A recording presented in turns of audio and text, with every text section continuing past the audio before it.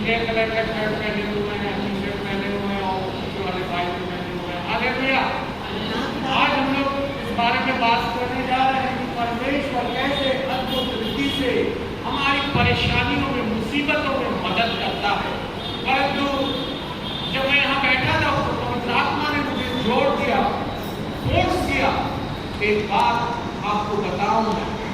बोल देंगे बुद्धि की किताब, बुद्धिमानी की किताब, ज्ञान की, समझ की, इस दुनिया में कैसे जिए, धोखेबाज लोगों के साथ, विश्वासघातियों के साथ, आलसी लोगों के साथ, झूठों के साथ, झूठ लोगों के साथ। बाइबल में एक ही किताब है, बता सकते हैं कौन सी किताब है? नीति वचन। नीति वचन, बुक ऑफ विजडम। आइए देखते हैं मेरे प्रियो, ये मैं अपनी तरफ से नहीं कह रहा हूं, पवित्र आत्मा ने मुझे जोड़ दिया। यीशु ने कहा मेरे बच्चों को बता, क्योंकि एक मास्टर, एक चरवाहे की जिम्मेदारी रहती है, वो अपनी भेड़ों को हरी हरी चराइयों में ले चले। जहां गड्ढा है उसे बताए वहां नहीं जाना, जहां भेड़िया है बताएंगे वहां नहीं जाना, चलो तुम मेरे पीछे पीछे। आज संसार में, कलीसिया में, भेड़ के वेश में भेड़िए आ गए। यीशु ने खुद कहा है, दुनिया में रहते हुए कलीसिया में ऐसे लोग रहेंगे, भेड़ का वस्त्र, धार्मिक वस्त्र पहनेंगे, मुखौटा पहनेंगे, परंतु जीवन फूटता, झूठ, धोखे से, लालच से भरा रहेगा, पैसों का, जमीन जायदाद का, पद का, प्रतिष्ठा का, पैसों का। यीशु ने कहा मेरे बच्चों को, मेरी भेड़ों को बता। अगर मैं नहीं बताऊंगा तो यीशु मेरे से हिसाब लेगा और आप सबका खून मुझ पर आएगा। मुझे बताना जरूरी है। मेरा और कोई संदेश था, परंतु ये बात तो मैं पहले बता के आरंभ करूंगा। आइए हम खोल लेंगे नीति वचन की किताब, उसका 28वां वचन और उसका 16वां वचन। मैं धीरे धीरे पढ़ूंगा। जो नीति वचन 28, 16 बाइबल में तो जरूर खोल लो। जो प्रधान मंद बुद्धि का होता है वही बहुत अंधेर करता है जी, और जो लालच का बैरी होता है वह निर्भय होता है। हमें जो लालच का बैरी होता है, लालच, सरकारी नौकरी दिला देंगे आपको, आपका 1 लाख 2 साल में 2 लाख करवा देंगे, आपको घर दिला देंगे। एक भाई के बारे में मुझे पता चला तो बोले मैं चर्च आता था, एक पास्टर ने, एक चरवाहे ने मुझे ठग लिया, मेरे 50,000 रुपए ले लिया, मकान दिलाऊंगा प्रधानमंत्री योजना के अनुसार, लेकिन भाग्य आज तक वापस नहीं कर रहा। मैं गरीब हूं, मैं कैसे करूंगा, मेरे माँ बाप गरीब है। मेरे प्रियो, बाइबल में 10 आज्ञाओं में से आखिरी आज्ञा दी हुई है निर्गमन 20:17, तो किसी भी वस्तुओं का लालच नहीं करना। और यहाँ स्पष्ट दिया हुआ है, ना किसी के घर का, ना किसी स्त्री का, ना किसी जानवर का, आज के जमाने में ना किसी के मोबाइल का, ना किसी के पैसों का, जमीन जायदाद का। कोई आपको बोले नौकरी दिलाता हूं, दिलाती हूं, घर दिलाता हूं, दिलाती हूं, नहीं। लालच का जो बैरी होता है, घृणा करता, बैर रखना मतलब घृणा करना। लालच की, अरे आपका बैंक वाले आपको 7% दे रहे हैं, 6%, 5%, हम आपको 10% इंटरेस्ट देंगे, ब्याज देंगे, पैसा जमा कर दो। मसीही लोग आज, ये भी मुझे पता है, कई कलीसिया धोखे का ऐसा शिकार हो गए, कई पास्टर लोग। और अभी कुछ दिनों पहले आपने देखा होगा अखबार में 2 पास्टरों ने 34 लाख की ठगी की, पैसे लूट लिए गरीब, आप जैसे गरीब लोगों से। मेरे प्रियो, लालच का जो बैरी होता है वो दीर्घ आयु होता है, लंबी आयु होगी, क्योंकि आप टेंशन में नहीं रहते, हाय मेरा पैसा डूब गया, उसने मुझे धोखा दिया। कई लोग अपना पूरा कमाई, सोना, जमीन, जायदाद बेच के, अरे मुझे नौकरी मिलेगी, अरे मुझे घर मिलेगा, और वो लुटा देते हैं। आखिर में इतने निराश, हताश हो जाते हैं, जब जिनको दिया था उनके पास जाते हैं, वो अपना धार्मिक वेश धारण के, अरे मेरे कुछ नहीं पता, ना ना ना ना,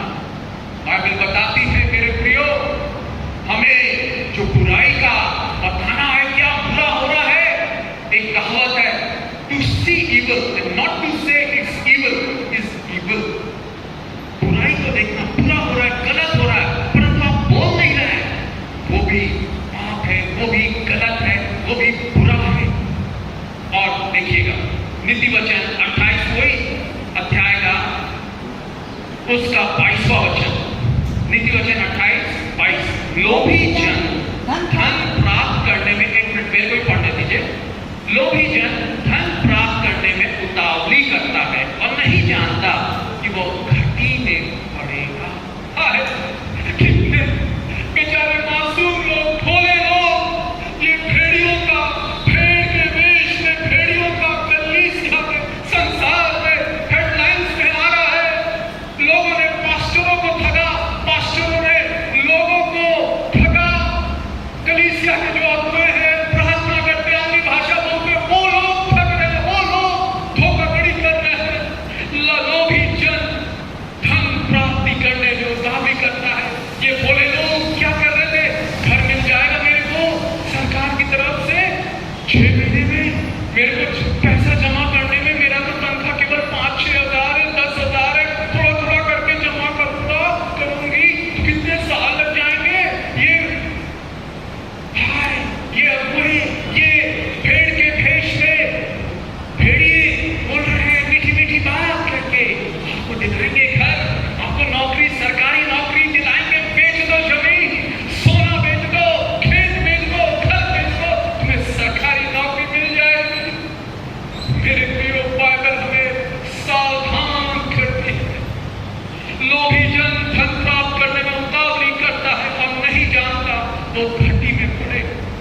आज कई कलीसिया में ऐसे शिकार पीड़ित लोग पड़े हैं। भेड़ के वेश में भेड़ियों ने उनको खा लिया, नोच लिया, लूट लिया। घर में वचन प्रचार करने के लिए आए और ये धोखाधड़ी उनके साथ भी प्राप्त करने के लिए आए और ये धोखाधड़ी की।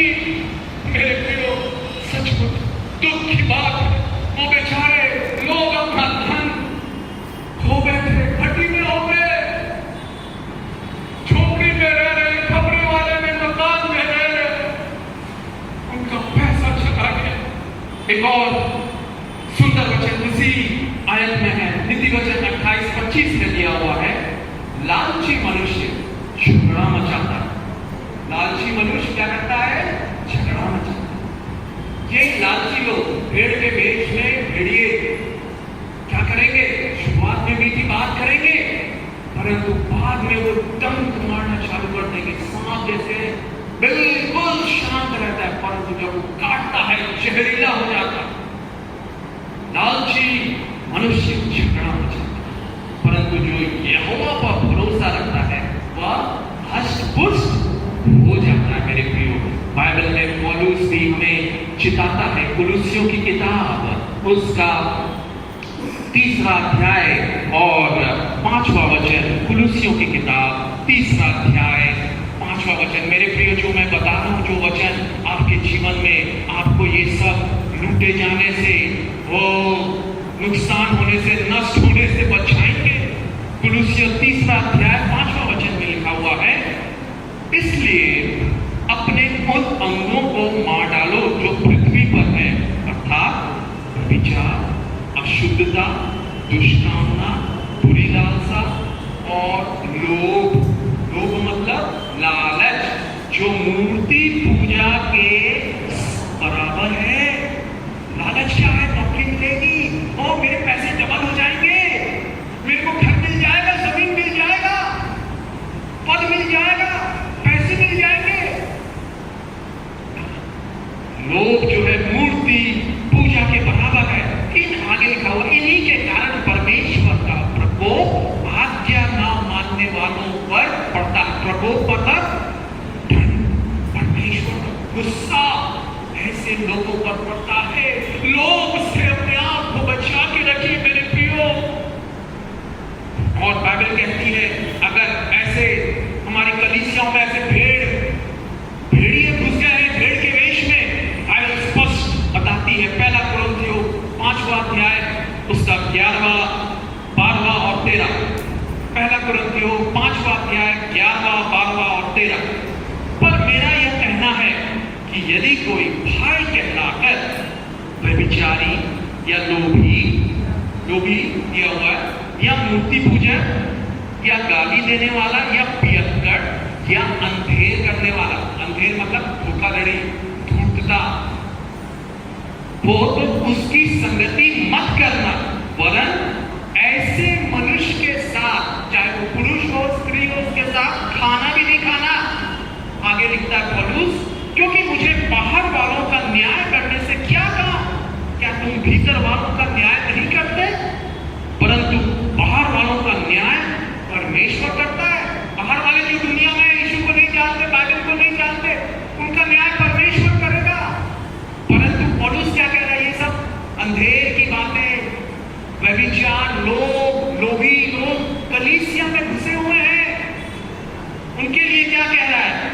13वां वचन बड़ा स्पष्ट है, परंतु बाहर वालों का न्याय परमेश्वर करता है। इसलिए उस कुकर्मी को, कुकर्मी लोभी, व्यभिचारी, गलत काम करने वाला पियक्कड़ अपने बीच में से निकाल दो। स्पष्ट दिया हुआ, निकाल दो। आगे एक और वचन देखेंगे, प्रकाशित वाक्य की किताब, यीशु मसीह अपनी कलीसियाओं को संदेश दे रहे हैं।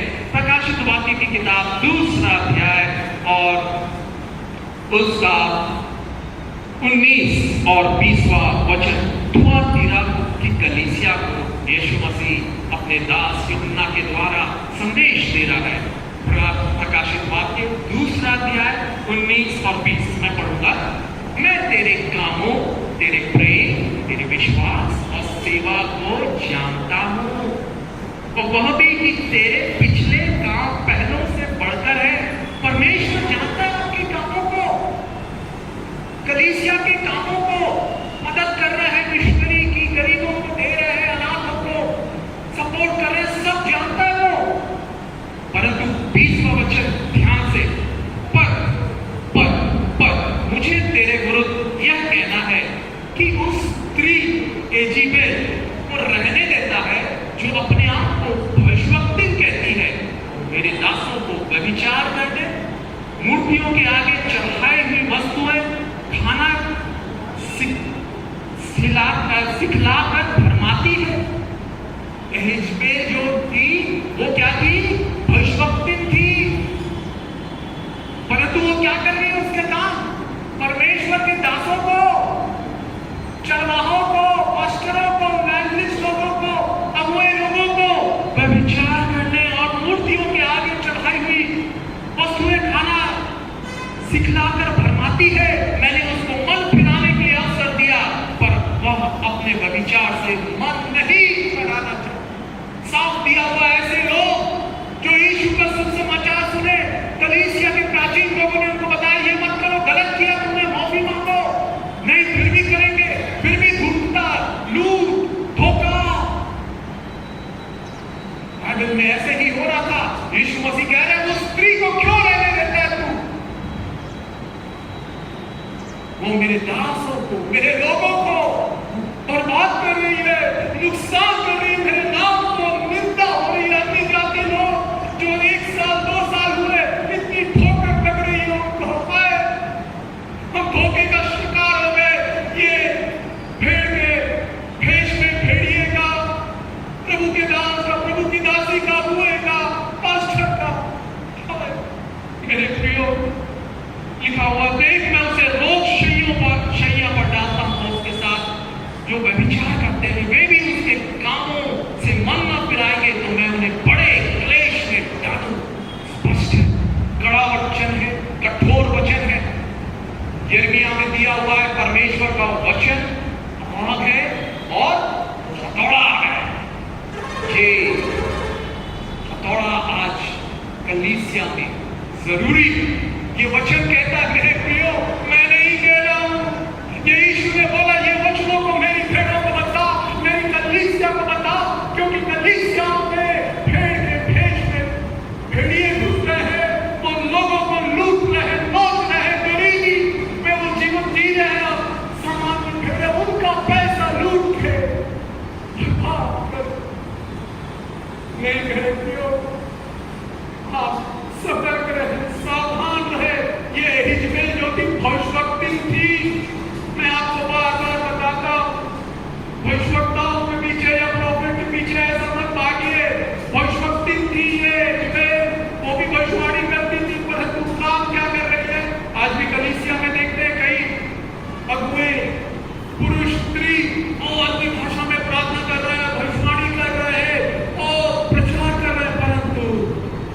दूसरा फोटा उनका है धोखा, लूट। मेरे लिए ऐसा करो, मेरा ये करो, मेरी प्लेन की टिकट भेजो, मेरा ट्रेन का रिजर्वेशन करा दो। नहीं मेरे सावधान, आइए 2 मिनट बाद। प्यारे यीशु, धन्यवाद देते हैं आपने जो वचन आपने बोला मुझे बोलने के लिए, मैंने आपकी प्रजा को बोल दिया, बता दिया कि क्या करना है। बाइबल स्पष्ट जानकारी देती है कि उस कुकर्मी को निकाल दो। तू क्यों रहने देता है उस व्यभिचारी हिजमेल को जो व्यभिचार करना मेरे दासों को सिखाती है। ओ प्यारे यीशु, हमें ऐसे भेड़ियों से बचा पिता। इस युग में पिता हर जगह धोखा है, लोगों का पैसा लूट गया पिता।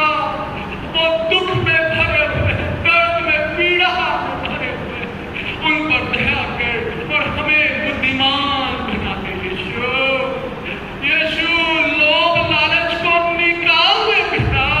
गरीब में रहेंगे, गरीब रहेंगे, नौकरी ना मिले तो ना मिले कोई बात, घर मिले ना मिले, जमीन मिले ना मिले, परंतु मैं बाइबल का पालन करूंगा, बाइबल की पालन करूं।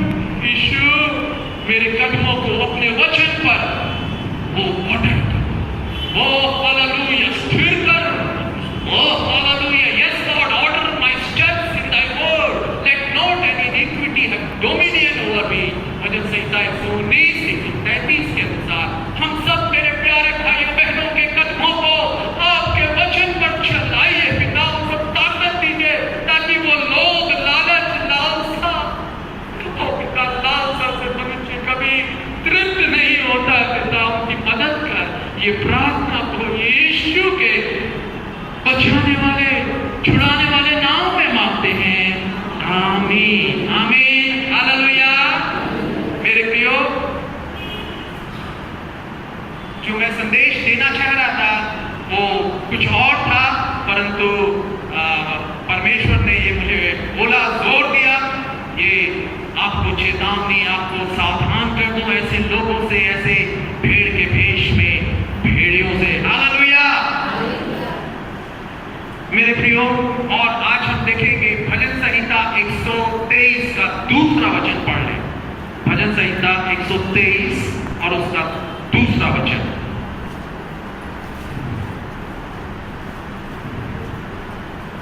जल्दी से पढ़ लें।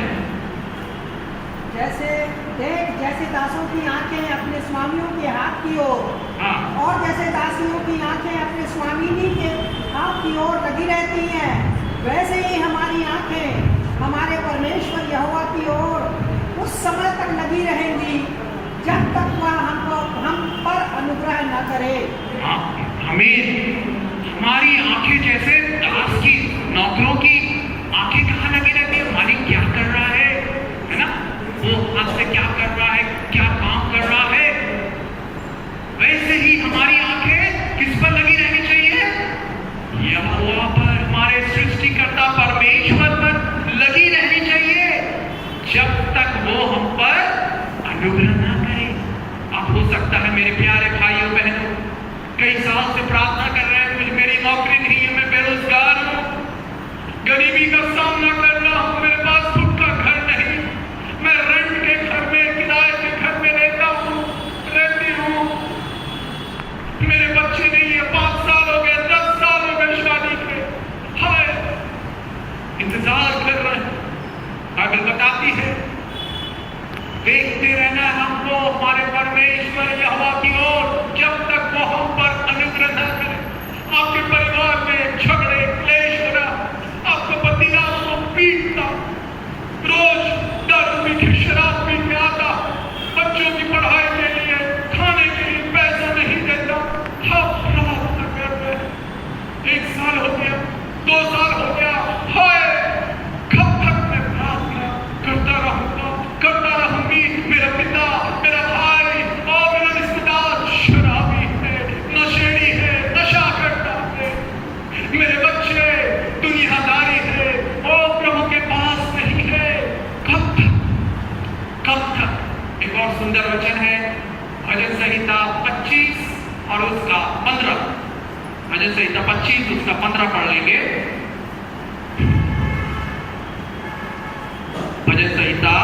25 और उसका 15।